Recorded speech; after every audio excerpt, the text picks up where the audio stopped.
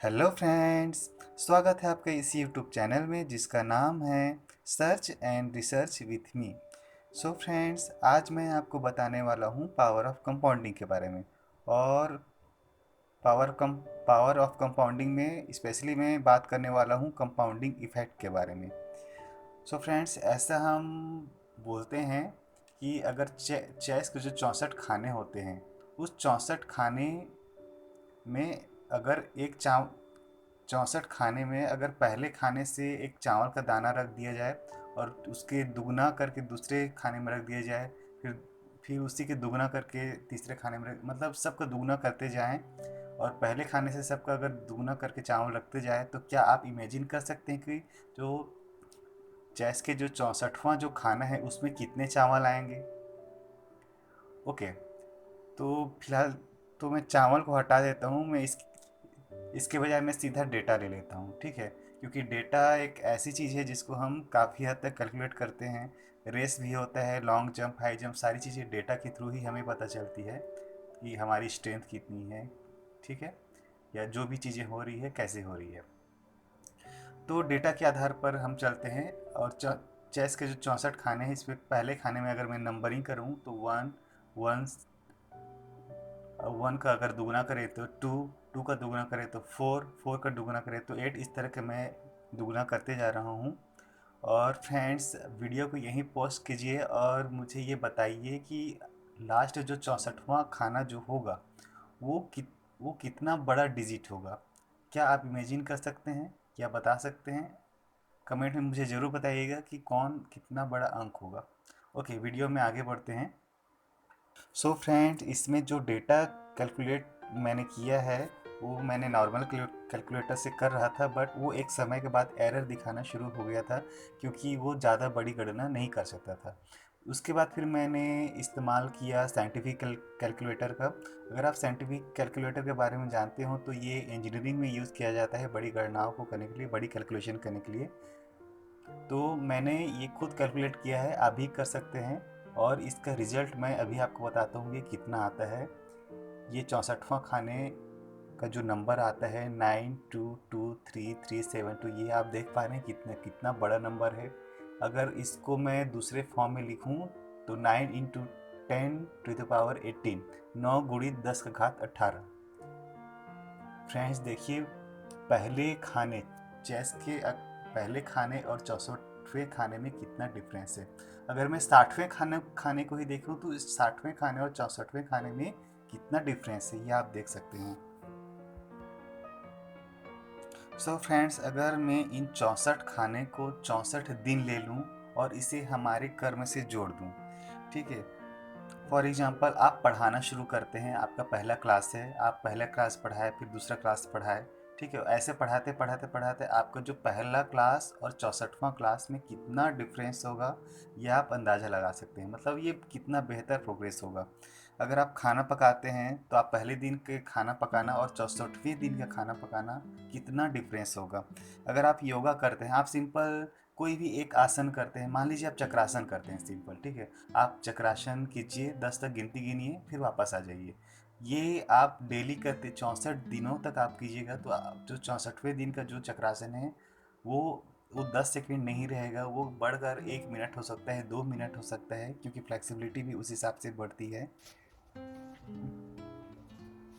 मतलब फ्रेंड्स, हमारा हर कर्म कंपाउंड हो रहा है। और जो कंपाउंडिंग इफेक्ट दिखता है वो हमें तुरंत नहीं दिखता, वो काफ़ी दिनों तक स्ट्रेट लाइन की तरह दिखता है। लेकिन जैसे ही उसका इफेक्ट मिलना शुरू होता है वो बहुत बड़ा रिजल्ट देता है, बहुत अमेजिंग रिजल्ट देता है। क्योंकि इसका ग्राफ कुछ इस तरह से होता है। शुरुआत में उतना पता नहीं चलता कंपाउंड का, लेकिन जब बाद में इसका रिजल्ट देता है बहुत बेहतर होता है, बहुत बड़ा होता है। सो फ्रेंड्स, हम यहाँ से एक चीज़ की लर्निंग ले सकते हैं कि अगर हम कोई भी काम पहले दिन करें, दूसरे दिन करें, कोई भी एक काम अगर लगातार हम करते जाएं, इसमें मैं ऐड कर रहा हूँ कंसिस्टेंसी, कंटिन्यूटी को, कि कोई भी एक काम हम लगातार करते जाएं और हर दिन बेहतर करते जाएं, तो 64वें दिन का जो रिजल्ट है ये कितना बेहतर होगा। और कंसिस्टेंसी कंटिन्यूटी का मतलब ये नहीं कि मशीनों की तरह लगे रहना। फॉर एग्ज़ाम्पल आप जिम जाते हैं, एक्सरसाइज करते हैं, वर्कआउट करते हैं, तो अगर आप फर्स्ट वीक जिम गए, ठीक है, और जिम का ऐसा रूटीन होता है कि सप्ताह के 6 दिन आप वर्किंग रहेंगे और 1 डे रेस्ट रहेगा, ठीक है। 6 दिन आप कसरत करेंगे और एक दिन आप, क्योंकि मसल्स को भी रिलैक्स की ज़रूरत होती है, तो एक दिन अगर हैवी वर्कआउट आपने किया है तो 2 दिन, मैक्सिमम 3 दिन, उसके बाद फिर आप जिम शुरू कर सकते हैं, फिर शुरू करते हैं कसरत। बट अगर आपने सिर्फ 1 वीक एक्सरसाइज किया है, फिर 2 वीक 3 वीक आप जिम गए ही नहीं, फिर 4 वीक से फिर से शुरू किया, तो इसको कंटिन्यूटी नहीं बोलते। कंटिन्यूटी, कंसिस्टेंसी इसको नहीं बोलते। कंसिस्टेंसी का सीधा मतलब ये होता है कि फ्लो में बने रहना। और ये चीज़ पढ़ाई पर भी लागू होती है। अगर हमने सप्ताह में 6 दिन पढ़ाई की है तो एक दिन दिमाग को भी रेस्ट देना ज़रूरी है, क्योंकि माइंड और बॉडी दोनों को रेस्ट चाहिए होता है, और मानसिक थकान थोड़ी अलग होती है।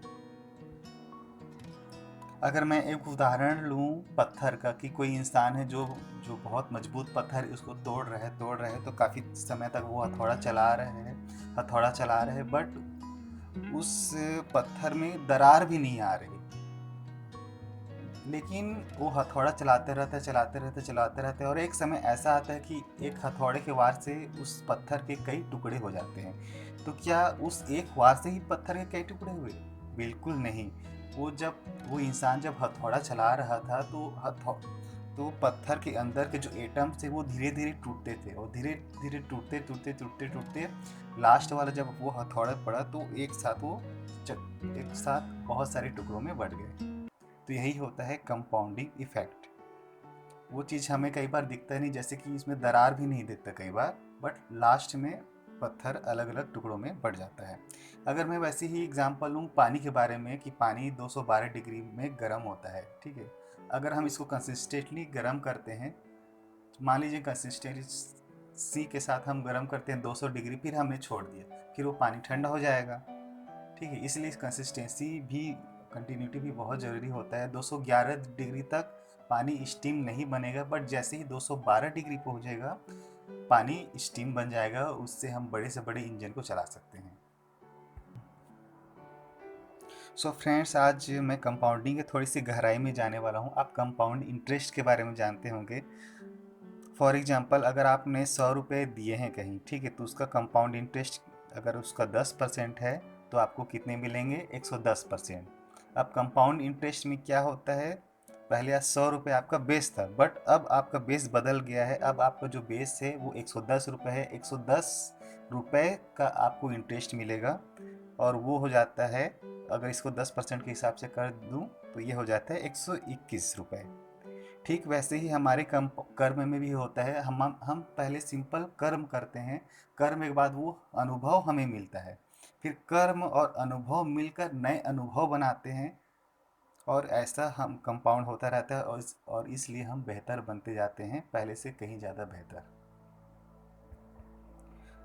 सो फ्रेंड्स, इसीलिए हमें हमेशा कोई ना कोई कर्म करते रहना चाहिए, जिससे हम हमेशा बेहतर बनते जाते हैं।